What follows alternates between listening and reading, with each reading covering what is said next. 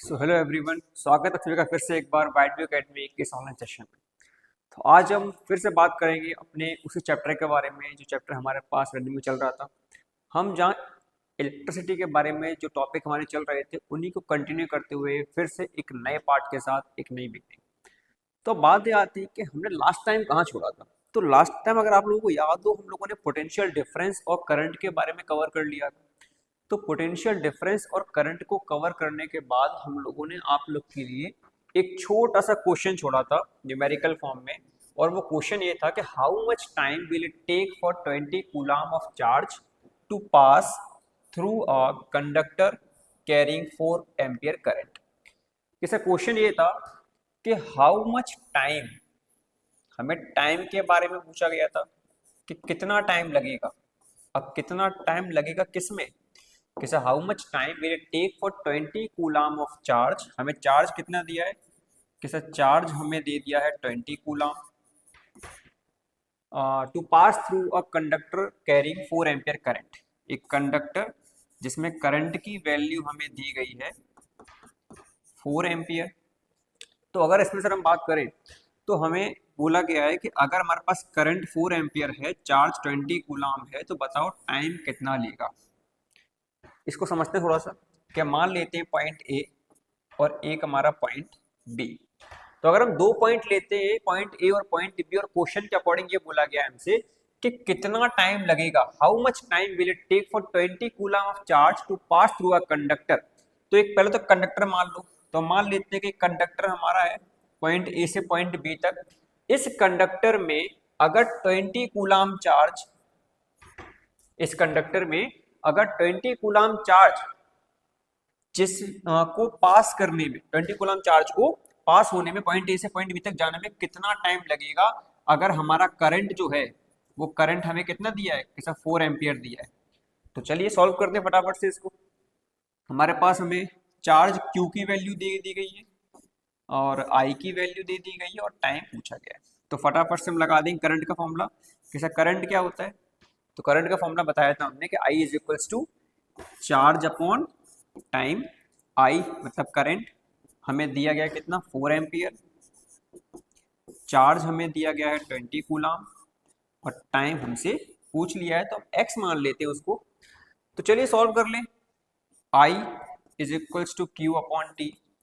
आई जहां पर हमें 4 दिया है, क्यू 20 और टाइम को हमने एक्स मान लिया। तो 4 नीचे एक्स ऊपर, तो X is equals to 20 upon 4, 4 one ज़ा 4, 4 5 ज़ा 20। तो यहाँ से इजीली हमारे पास x की वैल्यू 5 आ गई। अब चूंकि हमने टाइम को x माना था तो टाइम इज इक्वल्स टू मान लेते हमारे पास कितना आ गया कि अगर हमने टाइम को x माना था तो x की वैल्यू अगर 5 है तो टाइम कितना आ गया, कैसा 5 सेकेंड। तो कितना टाइम आ गया, कैसा 5 सेकेंड लगेंगे किसी भी 20 कूलम चार्ज को पॉइंट ए से पॉइंट बी तक ले जाने में, जहां पे करंट कितना है, कैसा 4 एम्पियर। तो इस तरह से हमने ये क्वेश्चन को देखा था। चलिए आगे बढ़ते, पहले देरी किए। नेक्स्ट टॉपिक है ओपन करंट क्या होता है। तो बेटा बस बात ये आती है करंट की। तो जब करंट को हम देख रहे थे तो हम लोगों ने अभी तक करंट की डेफिनेशन को जाना, हमने करंट की एसआई यूनिट को जाना। उसके बाद हमने ये भी देखा था कि करंट की कुछ छोटी यूनिट्स भी होती हैं जिनकी हमने मिली एम्पियर में देखा, माइक्रो एम्पियर में देखा। उसके बाद हमने देखा कि किस तरह से करंट की जो फॉर्मूला है I is equals to Q upon T, उस बेसिस पर हम कैसे कैसे अपने न्यूमेरिकल्स को सॉल्व कर सकते हैं। क्या दिया था फॉर्मूला कि sir I is equals to Q upon T पे किस तरह से न्यूमेरिकल्स हम फॉर्म कर सकते हैं, उसको हम लोगों ने सॉल्व किया। और हम जानते हैं हम लोगों ने वहाँ पे 3 न्यूमेरिकल्स को सॉल्व किया और उन तीनों न्यूमेरिकल्स में हमारे पास 3 नई इक्वेशन बन के आई थी कि अगर हमें करंट पूछ लिया जाए, चार्ज और टाइम दिया गया हो। अगर हमें चार्ज पूछ लिया जाए तो हम क्या करें कि सर जब चार्ज पूछ लिया गया था तो हमने करंट और टाइम का मल्टीप्लाई कर दिया, और जब हमें टाइम पूछ लिया गया तो हमने चार्ज का डिवाइड कर दिया करंट से। इस तरह से हमारे पास टोटल 3 इक्वेशन निकल कर आई और इन 3 इक्वेशंस में हम लोगों ने करंट को बहुत इजीली समझ लिया, उसके क्वेश्चंस भी प्रैक्टिस कर लिए। अब बात ये आती है कि करंट के टाइप्स कितने होते हैं, करंट के टाइप्स। तो फटाफट से स्टार्ट करते हैं करंट के टाइप्स के बारे में।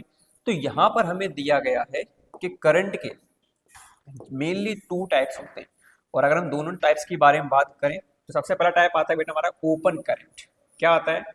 Open current. तो जैसा कि इसके नाम में है, जैसा कि हम इसके नाम पे थोड़ा सा गौर डालेंगे, ओपन करंट का सिंपल सा मीन्स क्या निकल रहा है कि ओपन मीन्स कि सर जो खुला हुआ हो, और करंट कि सर करंट को तो हम जानते ही, the rate of flow of charge is known as current. तो बात ये आती है कि ओपन करंट को हम किस तरह से डिनोट करें, कैसे समझें?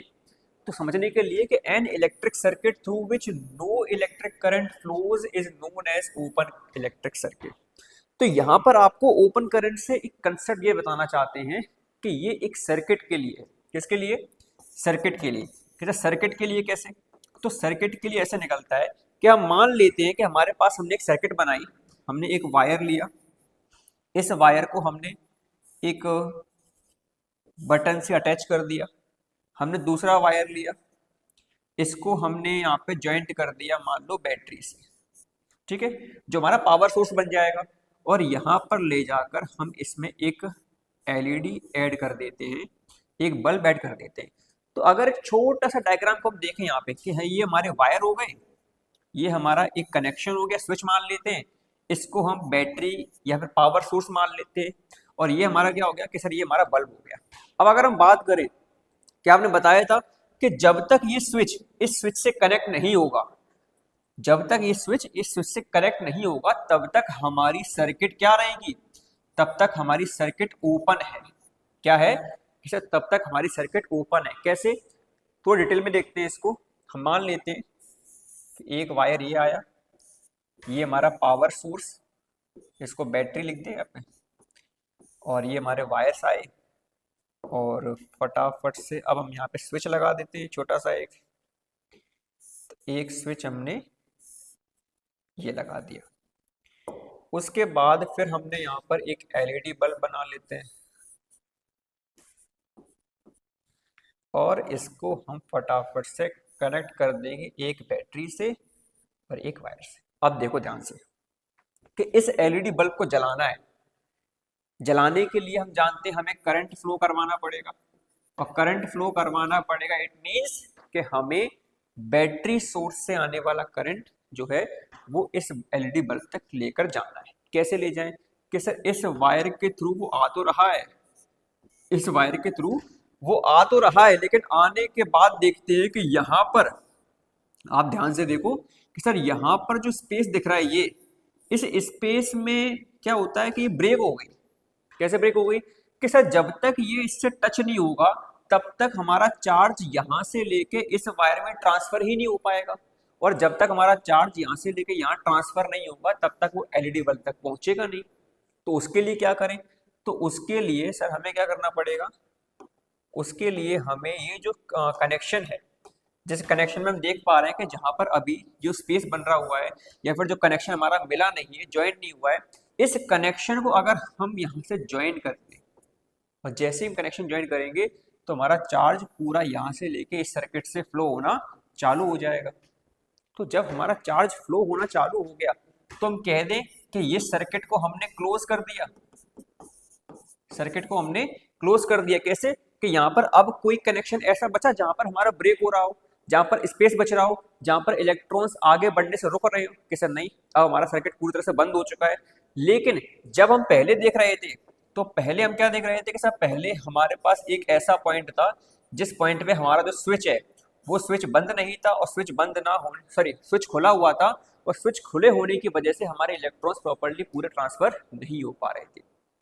तो बेटा यही बोला गया है कि जब हम किसी सर्किट की बात करें और सर्किट को कंप्लीट होने में सर क्या लगता है कि सर्किट को कंप्लीट होने में एक हम बल्ब मान लें या कोई भी अप्लायंस या कोई भी ऑब्जेक्ट मान लें इलेक्ट्रिकल, एक की मान लो, और एक हमारा बैटरी सोर्स, मेनली ये बहुत है हमारे लिए, और हमारा एक कंडक्टिंग वायर। तो जब हमारा सर्किट में, जब हमारी सर्किट में हमारा जो स्विच है जिसको हम की बोलते हैं, वो की अगर ओपन है तो हम ये कहेंगे कि वो सर्किट हमारी कौन सी है? कि सर वो हमारी ओपन सर्किट है। कौन सी है? कि वो हमारी ओपन सर्किट है। लेकिन जैसे ही हम की को क्लोज कर देते हैं तो वो हमारी बन जाती है क्लोज्ड सर्किट। क्या बन जाएगी? कि सर वो फिर हमारी क्लोज सर्किट बन जाएगी, और वही हमें यह देखना था कि ओपन सर्किट क्या होती है, कि एक ओपन सर्किट वो सर्किट होती है जिस सर्किट में कंडक्टर्स के थ्रू इलेक्ट्रिक करंट पास ना हो सके, कंडक्टर्स के थ्रू इलेक्ट्रिक करंट पास ना हो सके, वो फ्लो ना कर सके, ऐसी कंडीशन में हम क्या कहेंगे कि सर वो हमारी ओपन सर्किट है, जहां पर हमारा स्विच कैसा रहता है, जहां पर हमारा स्विच ऑफ रहता है, मतलब स्विच हमारा अलग रहता है सर्किट से, वो कंडक्टिंग वायर को ज्वाइन आपस में नहीं करता। अब इसी से मिलता जुलता सेम क्या हो जाएगा, सर अगर ये ओपन सर्किट है तो क्लोज सर्किट क्या है, तो क्लोज सर्किट को जानने के लिए कोई बड़ी बात हमने नहीं सीखी अभी, बहुत छोटी सी बात सीखी थी कि अगर हमारा स्विच जो कि ज्वाइन नहीं है, जिसकी वजह से हमारा जो चार्ज है वो चार्ज आगे नहीं बढ़ पा रहा है, तो हमने क्या बोला कि सर तो हमारा वो ओपन हो गया, ओपन सर्किट। और इसी का ठीक अपोजिट कि अगर हम स्विच को कनेक्ट कर दें, अगर हम स्विच को कनेक्ट कर दें और हमारी सर्किट को हम ऐसे कर दें कि स्विच को कनेक्ट होते ही हमारे जो इलेक्ट्रिक चार्ज है वो क्या हो जाएगा, वो फ्लो होना स्टार्ट हो जाएगा, तो इसको हम बोलेंगे क्लोज सर्किट। कि जैसे ही हमने स्विच को कनेक्ट किया तो स्विच को कनेक्ट करने से हमारे जो पूरे वायर थे वो आपस में अलाइन हो गए, वो एक उन्होंने कनेक्शन बना लिया, एक चेन बना लिया, प्रॉपर्ली यहाँ से चार्ज फ्लो होना स्टार्ट हो गया। तो क्लोज सर्किट क्या हो गई कि सर एक ऐसी सर्किट जिस सर्किट से हम इलेक्ट्रिक करंट को इजीली फ्लो करवा सके, उसको हम क्या बोलेंगे कि सर उसको हम क्लोज सर्किट बोलेंगे। तो यहाँ पर हम लोगों ने देखा जब टाइप्स ऑफ सर्किट में, कि टाइप्स ऑफ सर्किट में हमने यहाँ पे दो चीजें देखी, पहली कि सर्किट के कितने टाइप्स होते हैं, कि सर्किट के दो टाइप्स होते हैं, पहला ओपन और दूसरा क्लोज। ओपन सर्किट में हमारा जो की है या फिर हम कहें स्विच है वो कैसा रहेगा, वो ऑफ रहेगा, ठीक है, वो ओपन रहेगा, वो ज्वाइन नहीं होगा। इसके बाद क्लोज सर्किट में जो हमारी की है या स्विच है वो कैसा रहेगा कि सर वो यहाँ पर ऑन रहेगा, ऑन का मतलब है वो ज्वाइन हो जाएगा, और ज्वाइन का मतलब हम ये मान लेते हैं कि वो जो स्विच है, वो जो की है वो क्लोज हो जाएगी। कैसे हो जाएगी, क्लोज। इसके अलावा कि सर इसके अलावा हम ये भी कह सकते हैं कि ओपन सर्किट में जो हमारी की होती है वो इलेक्ट्रिक चार्ज को फ्लो नहीं करने देती, क्योंकि हमारी जब की ओपन रहेगी, कनेक्शन नहीं बनेगा, तो इलेक्ट्रिक चार्ज वहां पर फ्लो नहीं हो पाएगा।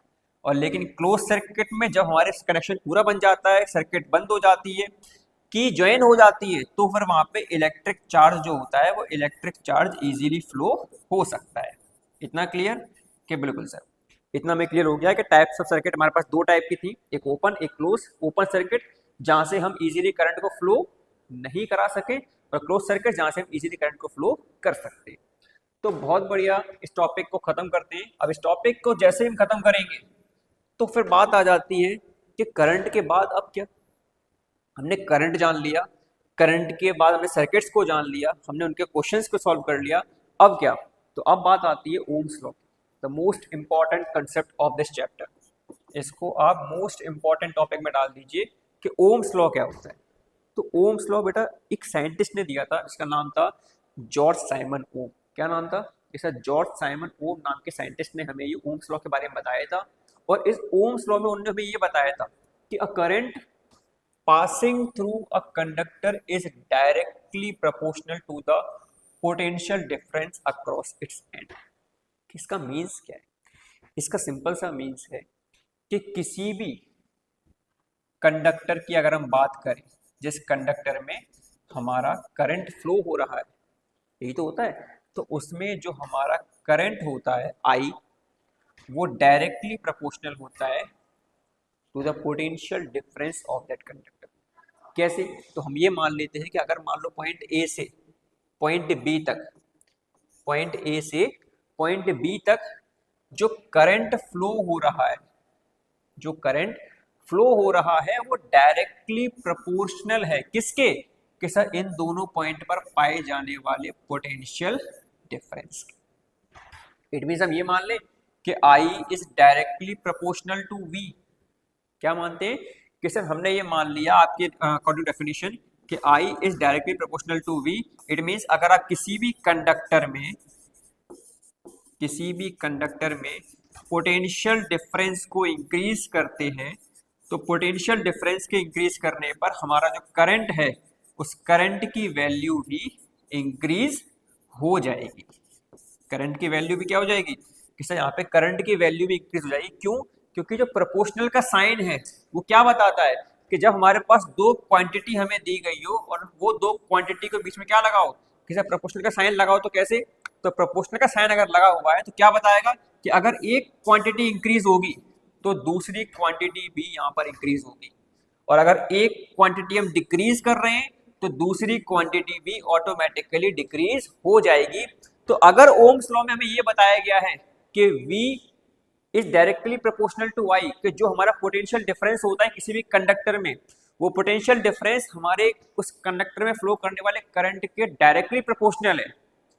तो डायरेक्टली प्रोपोर्शनल का सिंपल सा मीन्स ये हो गया बेटा कि अगर आप करंट की वैल्यू बढ़ाओगे तो पोटेंशियल डिफरेंस इंक्रीज होगा, या फिर हम ये कहते हैं कि पोटेंशियल डिफरेंस इंक्रीज करने पर हमारी करंट की वैल्यू भी यहाँ पर इंक्रीज होगी। इसलिए यहाँ पर दिया गया है कि I is directly proportional to V। क्या दिया गया है कि sir I is directly proportional to V। अब अगर हम बात करें कि क्या इसकी इक्वेशन कंप्लीट हो गई, तो बिल्कुल नहीं, इसकी इक्वेशन अभी कंप्लीट नहीं हुई है। तो इसको इक्वेशन को कंप्लीट करने के लिए हमारे पास एक बहुत छोटा सा कंसेप्ट और बचा हुआ है कि अगर हमने ये देखा कि ओम्स लॉ में होता है कि I is directly proportional to V, I is directly proportional to V, तो हम ये मान लेते हैं कि अगर हम प्रोपोर्शनल के साइन को हटाएंगे तो हम क्या लेंगे कि सर प्रोपोर्शनल के साइन को हटाने पर आपको एक कांस्टेंट मानना पड़ेगा। क्या मानना पड़ेगा? कि सर कांस्टेंट मानना पड़ेगा। कैसे?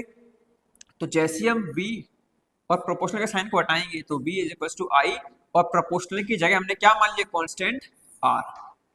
प्रोपोर्शनल की जगह हमने क्या मान लिया? कि प्रोपोर्शनल की जगह हमने कांस्टेंट R मान लिया। तो अब हमारे पास जो R हमने कांस्टेंट माना है वो R कांस्टेंट क्या है? कि सर वो है रेजिस्टेंस ऑफ अ कंडक्टर। क्या है? कि रेजिस्टेंस ऑफ अ कंडक्टर, और according to this formula that is V is equal to I R। अब हम यहां से और न्यूमेरिकल्स और कंसेप्ट को फॉलो करेंगे। कैसे? क्या कि सर जब हमने यहां पर देखा कि जो V था वो डायरेक्टली प्रोपोर्शनल है I के, मतलब अगर पोटेंशियल डिफरेंस इंक्रीज होगा तो करंट भी इंक्रीज होगा। तो अगर हम ये मान लें कि जो रेजिस्टेंस है वो रेजिस्टेंस अगर V के इक्वल है तो क्या रेजिस्टेंस के बढ़ने पर पोटेंशियल डिफरेंस भी इंक्रीज होगा? तो बिल्कुल, ये भी आपको बहुत ध्यान से देके चलना है कि यहाँ पर ये भी इंक्रीज होगा। तो हमारे पास बहुत छोटा सा कंसेप्ट लेकिन बहुत मोस्ट इंपॉर्टेंट टॉपिक जो हमारा इस चैप्टर का है कि क्या कैसा ओम्स लॉ में आपने बताया किसी भी कंडक्टर में जो पोटेंशियल डिफरेंस होता है उसके एंड पॉइंट्स पर वो पोटेंशियल डिफरेंस उस कंडक्टर में फ्लो करने वाले करंट के डायरेक्टली प्रोपोर्शनल यहाँ पर लेंगे। और उसी को लेते हुए जब हमने यहाँ पर प्रोपोर्शनल का साइन हटाया तो हमने क्या ले लिया? एक कांस्टेंट ले लिया जिसको हमने क्या माना? R। और जो R है वो R क्या है? R यहाँ पर है रेजिस्टेंस ऑफ दैट कंडक्टर।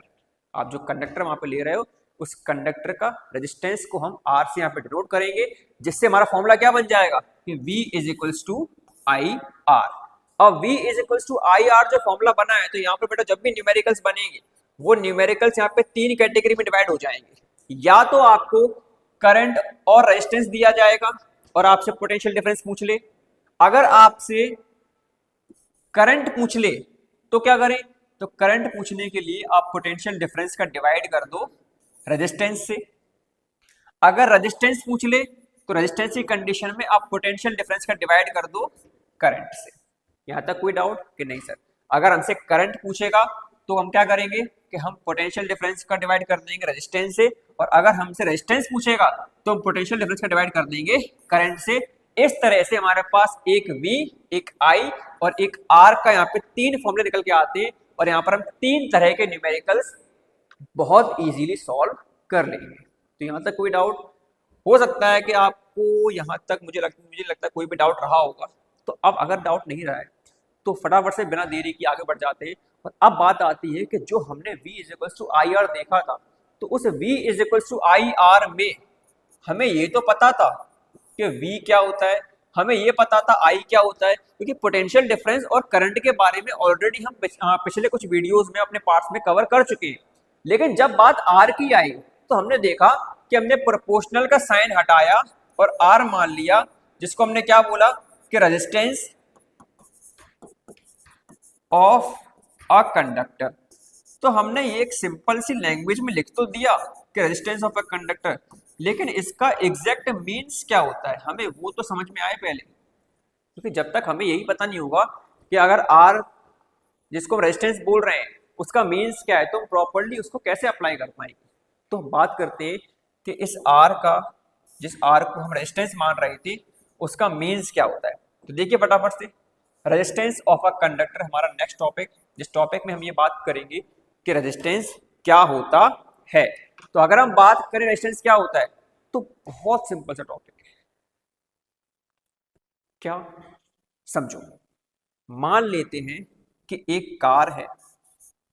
क्या मान लें कि सर एक कार हमें दी गई है, उस कार को पॉइंट ए से पॉइंट बी तक जाना है। उस कार को पॉइंट ए से पॉइंट बी तक जाना है, बढ़िया प्लेन रोड है। तो हम क्या करेंगे सर, भगाते हुए कार को लिए जाएंगे सीधे सीधे, कोई दिक्कत आएगी स्पीड में कि सर बिल्कुल नहीं आएगी।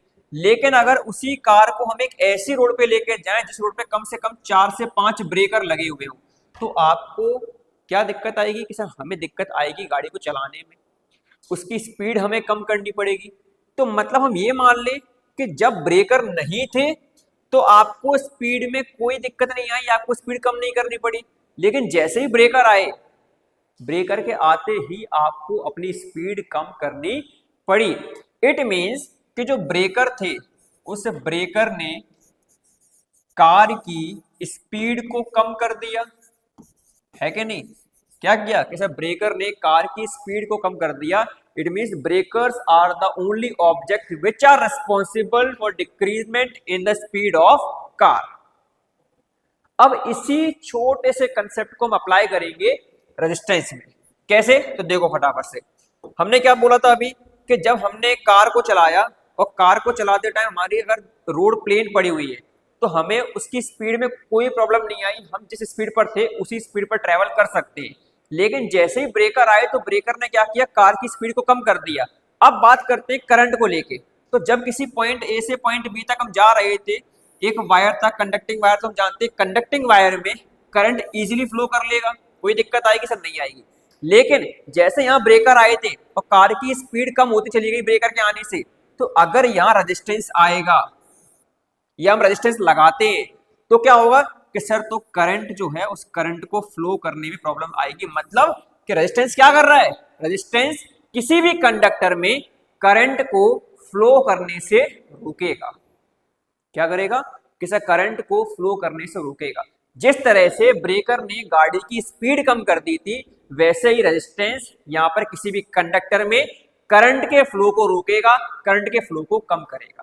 तो हम ये मान लेते हैं कि रेजिस्टेंस ऑफ अ कंडक्टर एक ऐसी प्रॉपर्टी है जिस प्रॉपर्टी के माध्यम से हम ये समझते हैं कि एक ऐसी प्रॉपर्टी जिस प्रॉपर्टी में किसी भी कंडक्टर में जो करंट फ्लो हो रहा है उस करंट फ्लो को रोकना, करंट के फ्लो को रोकना is known as the resistance. मतलब एक ऐसा ऑब्जेक्ट जो ऑब्जेक्ट किसी भी कंडक्टर में करंट के फ्लो को रोके, करंट के फ्लो को अपोज करे, वही क्या कहलाएगा, वही हमारे उस कंडक्टर का रेजिस्टेंस कहलाएगा। कोई डाउट बेटा यहाँ पे? बहुत इजीली और बहुत अच्छे तरीके से हम लोगों ने रेजिस्टेंस ऑफ अ कंडक्टर जाना कि कैसा होता है। उसके बाद हम बात करते हैं कि अगर रेजिस्टेंस ऑफ अ कंडक्टर यह होता है कि एक ऐसा ऑब्जेक्ट जो करंट के फ्लो को रोक रहा है, करंट के फ्लो को अपोज कर रहा है, तो इसके बेसिस पर हम क्या सभी सब्सटेंस को रेजिस्टेंस मान लेंगे या फिर किसको माने किसको नहीं माने। क्योंकि बात ये आती है, आपने अभी तक ये बता दिया कि आर क्या होता है, आपने ये बता दिया कि आर की डेफिनेशन क्या होती है। एक ऐसा सब्सटेंस जो किसी भी कंडक्टर में करंट के फ्लो को अपोज करे, करंट के फ्लो को रोके, करंट को फ्लो करने से रोके, वो क्या कहलाएगा, रेजिस्टेंस कहलाएगा। तो क्या सारे ही सब्सटेंस रेजिस्टेंस हैं? क्या सारे ही सब्सटेंस रेजिस्टेंस की तरह काम करेंगे? तो बिल्कुल नहीं। इस चीज को क्लैरिफाई करने के लिए हम लोग पूरे रेजिस्टेंस को 3 कैटेगरी में डिवाइड किया है। कितनी कैटेगरी में? कि अगर हम बात करें रेजिस्टेंस की तो सब्सटेंस कौन से रेजिस्टेंस होंगे कौन से नहीं होंगे, तो उसको हमने 3 कैटेगरी में डिवाइड किया कि अगर एक ऐसा ऑब्जेक्ट है जिसमें करंट का जो फ्लो है वो करंट का फ्लो बहुत इजीली हो पा रहा है, मतलब ना के बराबर रुकावट आ रही है, एक ऐसी रोड जिस रोड पे मामूली से कंकड़ पत्थर पड़े आप बढ़िया आराम से निकलते चले जा रहे हो, कोई दिक्कत नहीं है, मतलब जहां पर करंट इजीली फ्लो हो जाए वो क्या हो गया, कंडक्टर, कोई प्रॉब्लम ना है। लेकिन एक ऐसी रोड जिस रोड पर ब्रेकर है, आपको अपनी स्पीड 100 से कभी 80 करनी पड़ रही है, कभी 50 करनी पड़ रही है, इट मीन्स कि एक ऐसा सब्सटेंस जिस सब्सटेंस में करंट तो फ्लो हो रहा है, गाड़ी तो चल रही है, लेकिन आपको रुकना भी पड़ रहा है, मतलब करंट को रोकना भी पड़ रहा है, करंट के फ्लो को अपोज भी करना पड़ रहा है, तो वो क्या कहलाएंगे, रजिस्टर्स। मतलब वो ऑब्जेक्ट्स जो ऑब्जेक्ट करंट के फ्लो को रोके, उसको अपोज करे। और लास्ट हमारा आता है इंसुलेटर, मतलब ये वो है जहां पर करंट फ्लो होगा ही नहीं, जहां पर आपकी गाड़ी चल ही नहीं सकती, इतना बड़ा खड्डा आ जाए जिस खड्डे से आगे गाड़ी जा ही ना पाए, उसको हम क्या बोलेंगे सर, उसको हम बोलेंगे इंसुलेटर। मतलब एक ऐसी कंडीशन जिस कंडीशन में हमारी गाड़ी या हमारा करंट आगे बढ़ ही ना पाए। तो अब बात यह आती है कि हमने जब 3 कंडीशन देखी, पहला कंडक्टर देखा, दूसरा रजिस्टर, तीसरा इंसुलेटर। कि कंडक्टर में देखा कि जब कंडक्टर में इजीली हमारी गाड़ी चलती चली जा रही है, मतलब कोई भी रुकावट नहीं आ रही, आप इजीली करंट को फ्लो कर सकते हैं, तो हम ये मान लें कि रेजिस्टेंस मतलब एक ऐसी प्रॉपर्टी जहां पर करंट को रोक सके। तो यहां पर रेजिस्टेंस कैसा होगा कि सर यहां पर रेजिस्टेंस ना के बराबर 0 मान लेते हैं। रजिस्टर में कैसा होगा कि सर रजिस्टर तो ऐसे ऐसे सब्सटेंस हो गए जिस सब्सटेंस में हमारा जो ऑब्जेक्ट है वो करंट के फ्लो को रोकेगा, ठीक है। और इंसुलेटर्स कि सर यहां पर तो भाई रेजिस्टेंस सबसे हाई कंडीशन में होगा। कैसा होगा कि सर यहां पर रेजिस्टेंस सबसे हाई कंडीशन में होगा, यहां पर तो इतना हो जाएगा कि आप करंट को फ्लो करा ही नहीं पाओगे, वो इतना रोक देगा कि करंट फ्लो हो ही ना पाए। और यहां पर ये रोकेगा भी लेकिन फ्लो भी करने देगा, और यहां पर कोई रुकावट है ही नहीं, आप इजीली करंट को फ्लो करवा सकते हैं। तो इस तरह से हमने रेजिस्टेंस के बेसिस पर सब्सटेंस को 3 कैटेगरी में डिवाइड किया, that is conductor, resistors and insulator. तो इनको डिवाइड करने के बाद अब लास्ट में हमारा टॉपिक ये बचता है कि क्या जो ऑब्जेक्ट हम ले रहे हैं उस ऑब्जेक्ट को हमने जब 3 कैटेगरी में डिवाइड किया, तो 3 कैटेगरी में डिवाइड करने के बाद क्या इसके अलावा भी कोई ऐसे फैक्टर्स हैं, कोई ऐसे पॉइंट्स हैं जो हमारे रेजिस्टेंस को इफेक्ट करेंगे, रेजिस्टेंस में जिनसे प्रभाव पड़ेगा। तो बिल्कुल ऐसे अब हम बात करें उन फैक्टर्स की जिन फैक्टर से हमारे रेजिस्टेंस में कोई ना कोई प्रभाव पड़ेगा। कैसे, तो फटाफट से देखते हैं। पहला फैक्टर कैसा, लेंथ। पहला फैक्टर क्या है कि सर लेंथ, लेंथ मतलब लंबाई।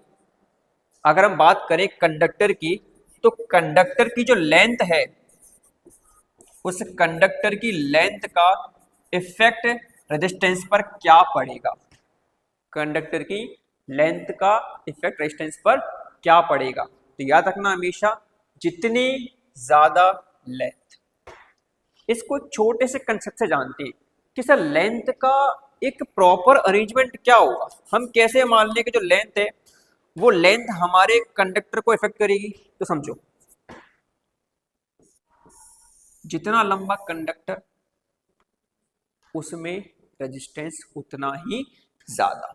क्या हो रहा है कि इसलिए जितना लंबा कंडक्टर उसमें रेजिस्टेंस उतना ही ज्यादा, मतलब कि जो लेंथ होती है वो डायरेक्टली प्रोपोर्शनल है रेजिस्टेंस के। आप लंबाई बढ़ाते जाओ, आपके ऑब्जेक्ट का रेजिस्टेंस भी बढ़ता जाएगा। इसके बाद आती थिकनेस।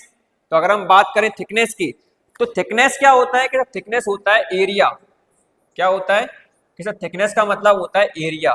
कैसा कि अगर हम एक पतला वायर लें तो इस पतले वायर में एक पर्टिकुलर जगह पे एरिया कम है, एक मोटे वायर में पर्टिकुलर जगह पे एरिया ज्यादा है। तो जहां एरिया कम होगा वहां पे आपको करंट को फ्लो कराने में दिक्कत आएगी, लेकिन जहां एरिया ज्यादा होगा वहां पे इलेक्ट्रॉन्स इजीली फ्लो कर लेंगे, वहां पर करंट को फ्लो कराने में ज्यादा प्रॉब्लम आएगी ही नहीं, चार्ज का मूवमेंट इजीली हो पाएगा। तो हम ये मान लें कि जो रेजिस्टेंस होता है वो इनवर्सली प्रोपोर्शनल है एरिया ऑफ क्रॉस सेक्शन के। ठीक है कि अगर एरिया ऑफ क्रॉस सेक्शन बढ़ता है तो रेजिस्टेंस डिक्रीज होगा, और एरिया ऑफ क्रॉस सेक्शन अगर डिक्रीज होता है तो रेजिस्टेंस भी इंक्रीज हो जाएगा। इसके बाद आता है नेचर ऑफ मटेरियल, कि हम जो मटेरियल ले रहे हैं वो कैसा है, वो कंडक्टिंग नेचर का है, वो इंसुलेटिंग नेचर का है, या फिर वो किस तरह के नेचर में बनता है। तो इस तरह से हम पता कर पाएंगे यहाँ पे कि हमारा जो ऑब्जेक्ट है उस ऑब्जेक्ट का रेजिस्टेंस किस पर डिपेंड करेगा। अगर हमारा ऑब्जेक्ट कंडक्टिंग नेचर में पाया जा रहा है। फॉर एग्जाम्पल अगर हम बात करें कॉपर ले लूं मैं, अब आप कहोगे सर कॉपर जो है उस कॉपर में करंट बहुत इजीली फ्लो हो पा रहा है, क्यों? क्योंकि वो जो ऑब्जेक्ट है वो आपने एक ऐसा ऑब्जेक्ट लिया है जिस ऑब्जेक्ट का नेचर कैसा है कि कंडक्टिंग। इसकी जगह आप बढ़िया से अपना एक रुमाल ले लो और उस रुमाल में तार बांध के सर करंट फ्लो करवाओ, नहीं होगा। क्यों नहीं होगा? क्योंकि वो जो ऑब्जेक्ट है वो एक ऐसा ऑब्जेक्ट है, इसका नेचर कैसा है सर? इंसुलेटिंग। कैसा नेचर है कि सब उसका इंसुलेटिंग है। तो इसीलिए हम कहते हैं कि नेचर का भी बहुत अहम रोल है, नेचर का भी बहुत इंपॉर्टेंट पार्ट है यहाँ पे। मतलब कि नेचर कैसा है मटेरियल का, वो कंडक्टिंग नेचर का है, वो इंसुलेटिंग नेचर का है, इसका भी बहुत ज्यादा इफेक्ट वहां पर पड़ेगा। लास्ट आता है हमारा टेम्परेचर ऑफ कंडक्टर। लास्ट क्या है कि सर लास्ट हमें दिया गया टेम्परेचर ऑफ कंडक्टर। यहां पर क्या बताया जाता है कि टेम्परेचर इंक्रीज ज्यादा हो जाए, मतलब टेम्परेचर के बढ़ने पर क्या होगा बताइए। अगर टेम्परेचर बढ़ता है तो यहां पर हमारे रेजिस्टेंस के साथ हमें क्या देखने को मिलेगा, इसका एक छोटा सा क्वेश्चन आपके लिए मैं छोड़ के जा रहा हूं। सो आज की क्लास जहां पर हम लोगों ने करंट का एक छोटा सा क्वेश्चन जो हमारा कल का रह गया था हमने उसको कंप्लीट किया। हमने सर्किट्स के बारे में जाना, हमने ओम्स लॉ के बारे में जाना, हमने ओम्स लॉ में आने वाले आर रेजिस्टेंस के बारे में जाना। उसके बाद हमने देखा कि रेजिस्टेंस को हम सब्सटेंस के अकॉर्डिंग किस तरह से डिवाइड कर सकते हैं। तो हमने सब्सटेंस के अकॉर्डिंग देखा कि कुछ कंडक्टर्स होते हैं, कुछ रेजिस्टर्स होते हैं, कुछ इंसुलेटर्स होते हैं। उसके बाद हम उन टॉपिक्स पे आ गए जिन टॉपिक्स में हमने ये देखा था कि ऐसे कौन कौन से टॉपिक्स हैं, ऐसे कौन कौन से पॉइंट्स हैं जिससे हमारे रेजिस्टेंस पर इफेक्ट पड़ेगा। तो वहां पर हमने लेंथ देखी, थिकनेस देखी, नेचर देखा, और जब बात आई टेम्परेचर ऑफ द कंडक्टर तो ये छोटा सा क्वेश्चन आपके लिए छोड़ के जा रहा हूं कि अगर किसी भी ऑब्जेक्ट का टेम्परेचर हम इंक्रीज करते हैं तो उस ऑब्जेक्ट का रेजिस्टेंस कैसा होगा। इट मींस कि टेम्परेचर का रेजिस्टेंस पर क्या इफेक्ट पड़ेगा। The question is for you and I am waiting for your answers in the comment box. तब तक के लिए जुड़े रहिए हमारे साथ और बने रहिए। मिलते हैं आपसे नेक्स्ट वीडियो में, पढ़ते रहिए।